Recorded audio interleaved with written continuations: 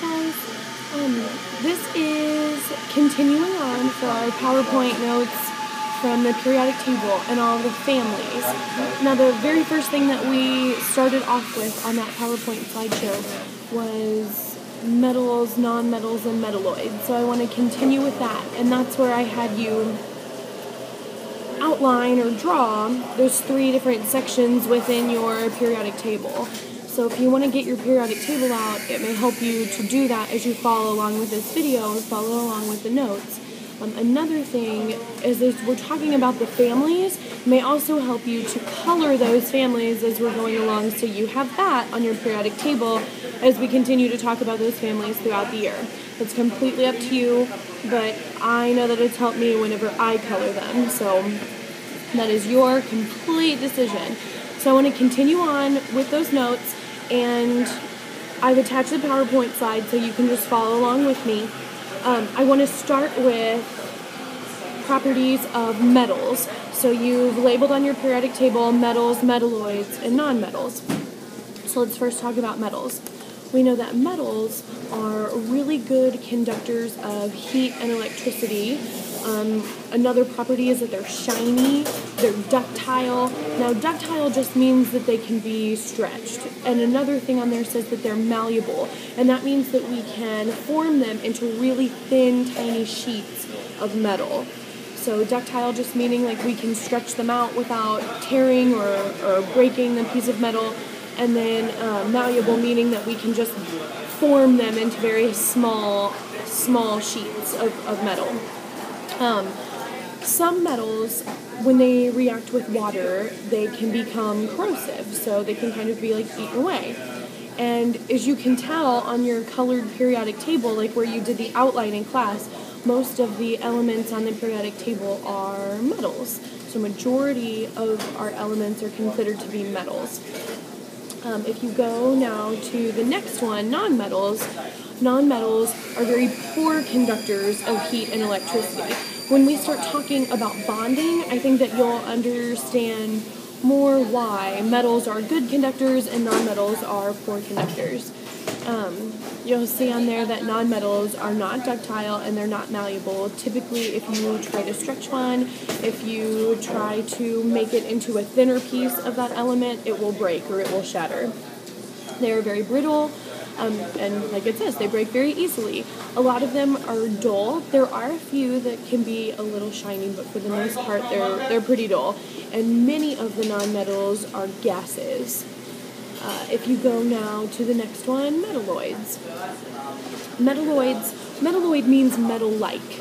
So a lot of metalloids will have very similar characteristics that metals do on the periodic table. These can, for the most part, they're pretty shiny, but some of them can be dull. And they are not the best conductors, but they conduct better than nonmetals, but they don't conduct as well as metals do. And metalloids can be ductile and malleable, just like metals can. So for the most part, they will act like a metal. They would prefer to be a metal than a non-metal. So metalloid comes from the word, like we said it before, metal-like. Now, on your periodic table, you'll see that for the most part, all of the metals are over on the left side, and then all of your non-metals are over to the right side. So I would like you to know that for the most part, metals cover most of the periodic table, and they are more over to the right, and then non-metals cover just a small amount of the periodic table, and they are over to the left. So that's what I mean when I say like where are they located on the periodic table. Okay. The next two slides are talking about the difference between families and groups, or rows, which are the horizontal ones. So you'll see that it says elements in the periodic table are also grouped into families, and that's what this whole PowerPoint or all these slides are about. Families have similar properties. So as I go down a column, so if this is my periodic table, as I go down a column, all of them have similar properties. We're going to talk about each of those families in just a second. So I want you to know that columns, families, and groups all mean the same thing. And we will use those three words interchangeably. So if I say column, you know I mean family or group. If I say family, you know I mean group or column. So make sure that you know all three of those words can be used interchangeably.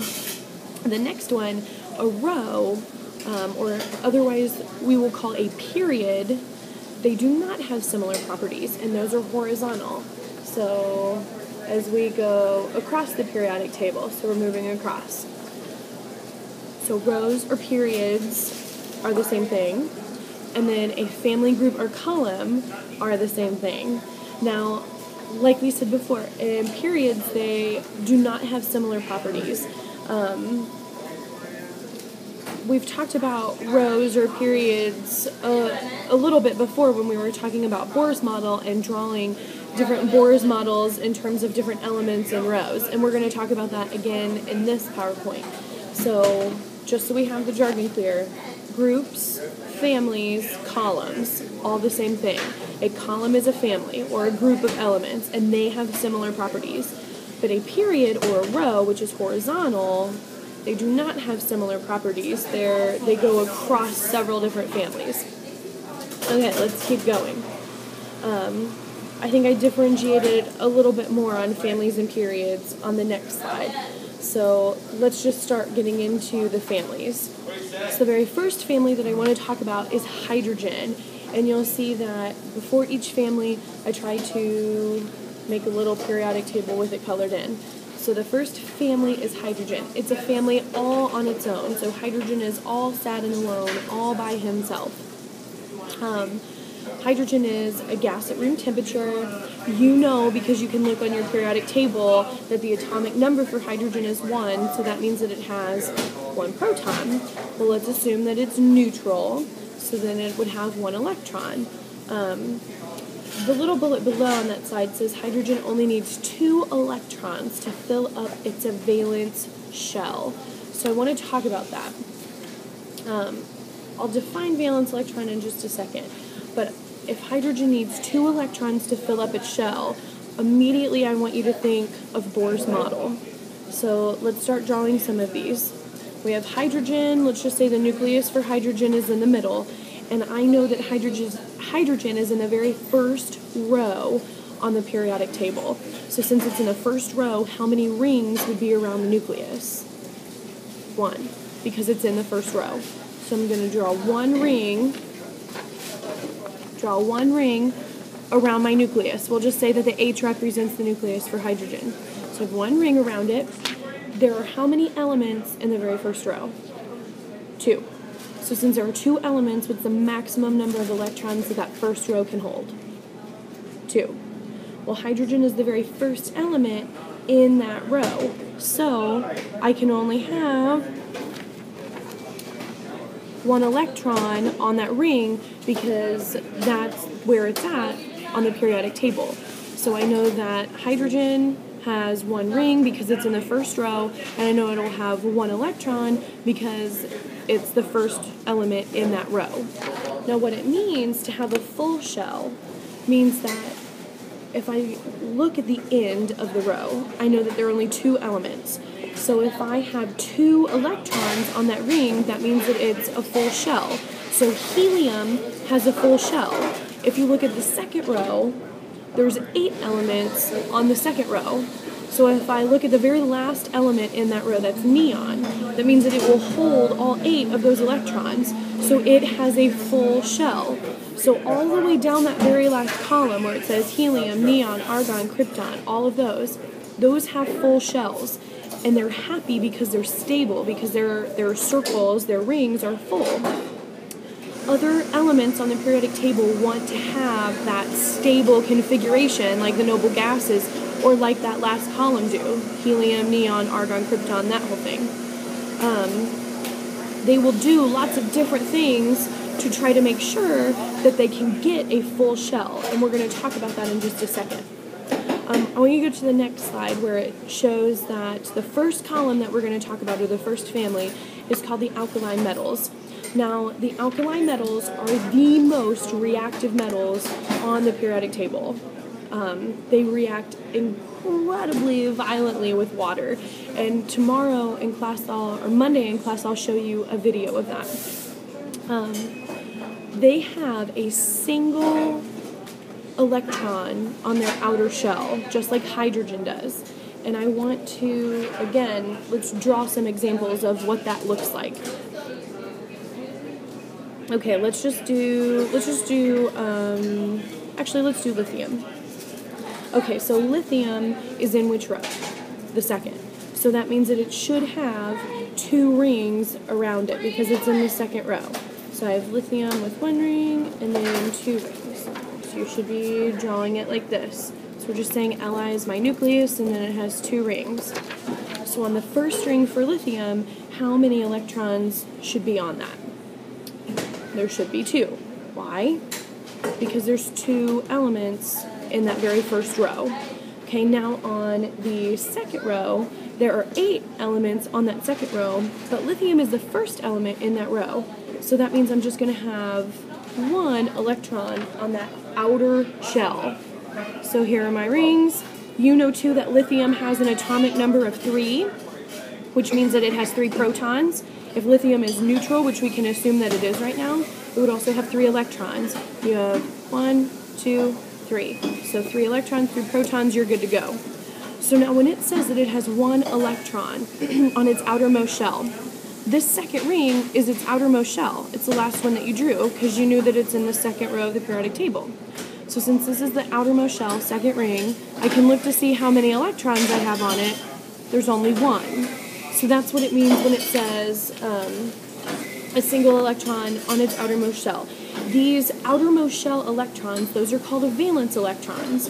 So you know always in this whole entire family, lithium, sodium, krypton, rubidium, cesium, francium, all of them have 1 valence electron on their outermost shell. Okay?